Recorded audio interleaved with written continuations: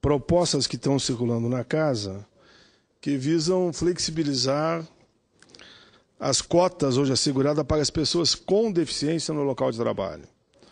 Isso foi uma conquista do movimento das pessoas com deficiência e, a partir do momento que começam a alterar, até dizendo que o correspondente à contratação de pessoas com deficiência poderia ser dado para a Bolsa Atleta de pessoa com deficiência, claro que nos preocupamos. Nós queremos garantir o emprego e a empresa garantir a formação das pessoas com deficiência. Por isso, o direito ao trabalho, algo fundamental, não pode ser negado às pessoas com deficiência. Sem dúvida, as vagas de emprego ocupadas por essas pessoas têm crescido na última década, especialmente nos últimos anos. Isso pode ser observado com dados publicados pelo próprio Data Senado, agora em dezembro do ano passado. Segundo a pesquisa, foi registrado um crescimento de 11,5 pontos percentuais da quantidade de pessoas desse segmento da população no emprego. Em 2010, era os 55% e agora são 66,5 pessoas com deficiência que saem daquela ajuda social para executar uma atividade remunerada. Espero eu que esses números aumentem e, nesse caminho, nessa busca, certamente há muito por fazer. Entretanto, não podemos esquecer o quanto já foi feito. Eis aí o exemplo do artigo 93 da 8213 de 91, que determina o preenchimento de vagas por pessoas com deficiência nas empresas com mais de 100 empregados. Segundo o desembargador Ricardo Tadeu, o Brasil está se destacando no mundo por empregar mais de 320 mil pessoas com deficiência, isto graças à lei das cotas às pessoas com deficiência. Este fato nos tem situado como referência na matéria a nível internacional. Existem diversas alternativas para ampliarmos o número de pessoas com deficiências empregadas sem precarizar, como eu notei em alguns projetos, Câmara e Senado, a lei de cotas para as pessoas com deficiência. Qualquer delas é fácil de implementar e não acarreta custos para a empresa, porque ela prepara esse trabalhador ou trabalhadora e ele passa a produzir e tem mostrado com um enorme potencial, já que a sua capacidade é numa área, mas ele é muito competente em outras áreas.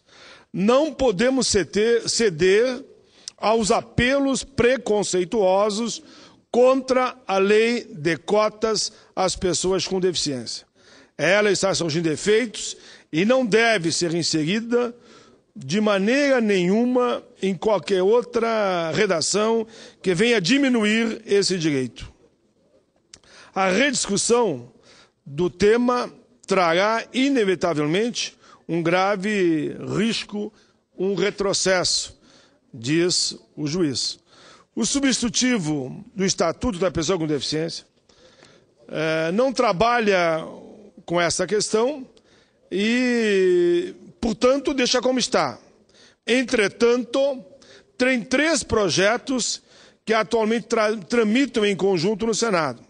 Vão frontalmente contra os direitos conquistados pela lei de cotas. São eles: o PL 118 de 2011 faculta as empresas preencherem as vagas destinadas às pessoas com deficiência à contratação de aprendizes com deficiência. O PLS 269 de 2010 permite que as empresas que não contratarem pessoas com deficiência para ocupar as vagas destinadas a essas pessoas possam patrocinar esportes olímpicos. Paralímpico. O PL 234 permite a sanção pecuniária às empresas que descumprirem a lei. Tais projetos, como aqui eu explico, significa para as pessoas com deficiência um retrocesso. Não queremos negar que ainda existem desafios a vencer para a efetiva inclusão laboral das pessoas com deficiência. Tampouco estamos responsabilizando exclusivamente os empresários brasileiros pela baixa empregabilidade dessas pessoas, pois o Estado também tem a sua parcela a dar nesta formação.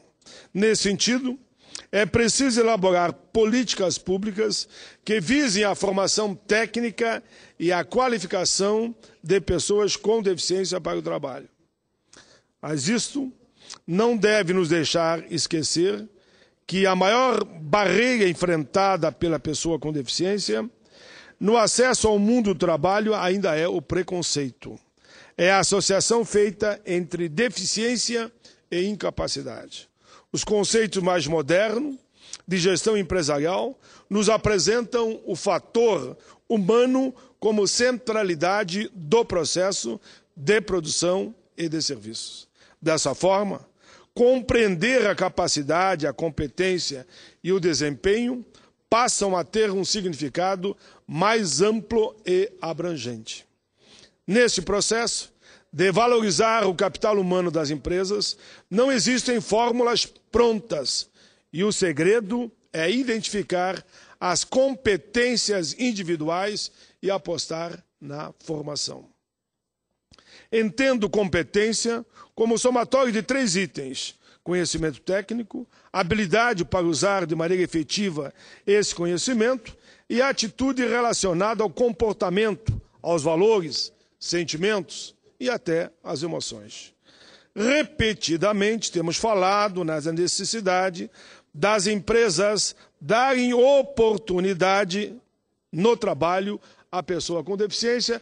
Inclusive, por que não, tive uma experiência muito positiva quando fui convidado pela Federação Nacional dos Banqueiros, porque eles estão contratando as pessoas com deficiência e dando a formação e não se arrependeram. Se existe a necessidade de qualificação desse trabalhador, essa qualificação, esse treinamento pode ser feito no próprio local de trabalho, como é feito com as pessoas que não têm deficiência. Vi recentemente, por exemplo, um belo exemplo na empresa Marco Polo, em Caxias do Sul, onde eles formam os meninos e meninas dentro da própria empresa. Enfim, não existe receita pronta, nem tampouco um manual técnico de aplicação universal e infalível para a inclusão das pessoas com deficiência nas empresas. Mas se tivermos muita, eu diria boa vontade, é possível. As soluções devem ser encontradas no dia a dia do trabalho, muitas vezes em conversas informais com colegas. Não há limite para o ser humano. E quando estamos abertos ao outro, este sempre poderá nos surpreender, apresentando toda a sua capacidade, inteligência e até, por que não dizer, intuição a serviço das resoluções mais criativas, até mesmo para muitos consideradas improváveis. Durante muito tempo, as pessoas com deficiência viveram isoladas da sociedade, segregadas em instituições de tratamento e educação e até presos nas próprias casas.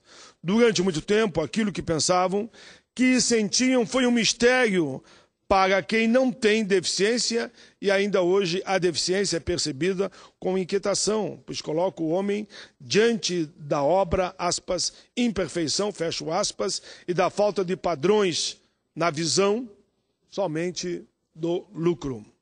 Hoje, as instituições já não as isolam, crescemos, e as pessoas com deficiência estão por aí, buscando e ocupando seu espaço, mostrando ao homem que a diferença faz parte da própria condição humana. Não é mais possível deixar em campos opostos pessoas com e sem deficiência. Por isso, a política de inclusão. As soluções para os desafios que envolvem a todos só podem ser encontradas quando existe o diálogo e o comprometimento de todos. É preciso compreender também que a coisa toda não se resume a contratar apenas para cumprir a lei de cotas, apenas para evitar as multas, mas sim pela responsabilidade social, pela solidariedade e apontar caminhos para a integração. A auditora fiscal do trabalho do Estado de São Paulo, Luziola Rodrigues Jaime, observou muito bem quando disse: os empresários precisam ter em mente que quem está sendo contratado é o profissional e não a deficiência. As cotas, na verdade, para as pessoas com deficiência, são um caminho que se abre para esse profissional, para que tenha a oportunidade de mostrar todo o seu potencial. Ou seja, a deficiência é uma característica do corpo e não significa uma falha, uma perda, uma condição que por si só o coloca em desvantagem em relação ao outro. É o que também expressa o pensamento da antropóloga Débora Diniz, que fala: não há sentença de fracasso por alguém ter nascido com uma deficiência. Constatamos a verdade dessas palavras todas, basta olharmos cada vez mais de pessoas com deficiência, que a despeito de tantas barreiras, eles estão crescendo, estão se integrando, estão participando, estão produzindo e com muita qualidade. O que as pessoas com deficiências buscam é uma sociedade mais inclusiva, acessível, livre de preconceitos e aberta a todas as formas de enxergar o mundo, de ouvir o mundo, de andar pelo mundo.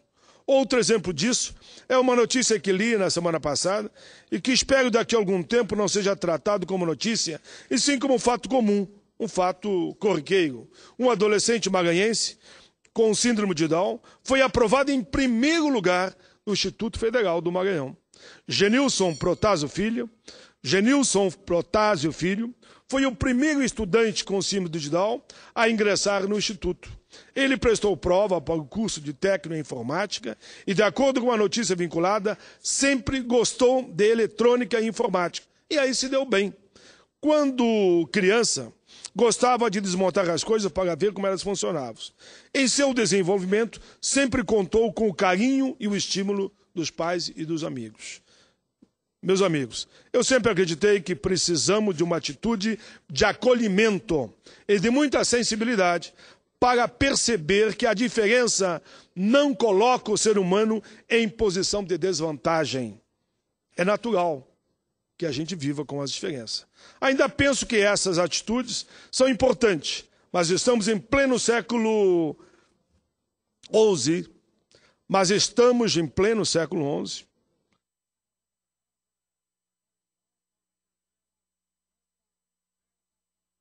A deficiência não coloca o ser humano em posição de desvantagem, ela é apenas, unicamente, uma diferença. Era isso, senhor presidente, que eu falava, dizendo que em pleno 2014 nós não podemos querer discriminar as pessoas com deficiência e sim dar a elas as oportunidades que elas merecem.